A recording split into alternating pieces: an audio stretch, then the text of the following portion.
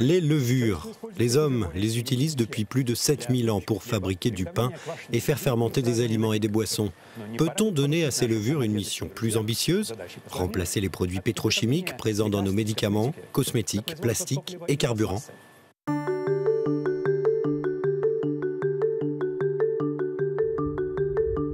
C'est l'objectif du projet de recherche européen appelé Chassis.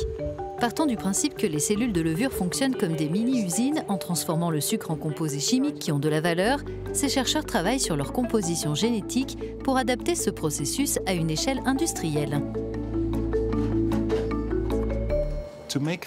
Pour rendre ces levures plus performantes en tant qu'usines cellulaires, nous devons recabler leur métabolisme.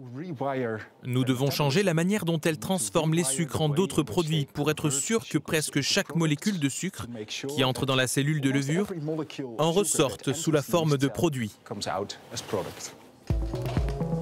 Ces nouvelles levures pourraient recycler des cultures et déchets agricoles en biomolécules qui serviraient d'ingrédients pour des composants plastiques ou cosmétiques, l'idée étant de remplacer les produits pétrochimiques par des composés biologiques durables.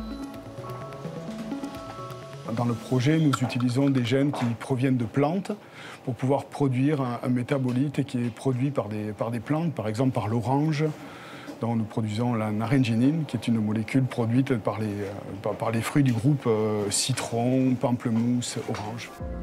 Pour reprogrammer les levures, les chercheurs de cette université de Delft utilisent un outil moléculaire très connu nommé CRISPR.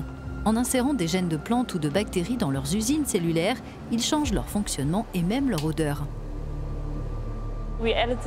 Nous avons modifié l'ADN et nous avons ajouté, entre autres, un gène d'une plante. Et c'est ce qui fait que maintenant, ça sent vraiment la rose.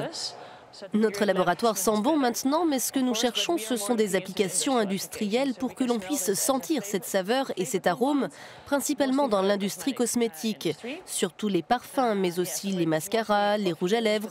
Ils ont tous ce composé parfumé.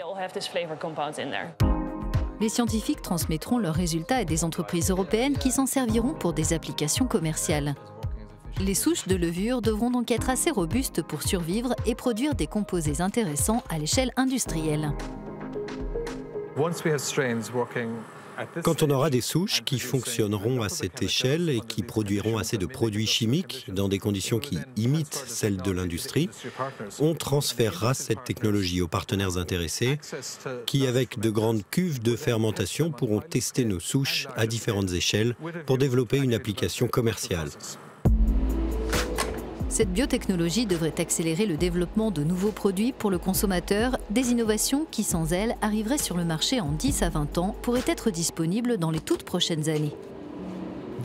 Nos recherches sont importantes pour toute une gamme d'entreprises différentes dans les biotechnologies. Par exemple, dans la fabrication des bioplastiques ou d'autres produits fabriqués en grande quantité. Mais aussi pour les startups qui veulent développer un nouveau produit en partant essentiellement de zéro pour fabriquer des composés à très forte valeur ajoutée qui serviront comme ingrédients dans les médicaments, les aliments ou comme composés aromatiques. Même si les consommateurs ne remarqueront peut-être pas la différence avec ces produits, leur intérêt est notable pour l'environnement car leur production sera plus écologique et leur recyclage plus facile.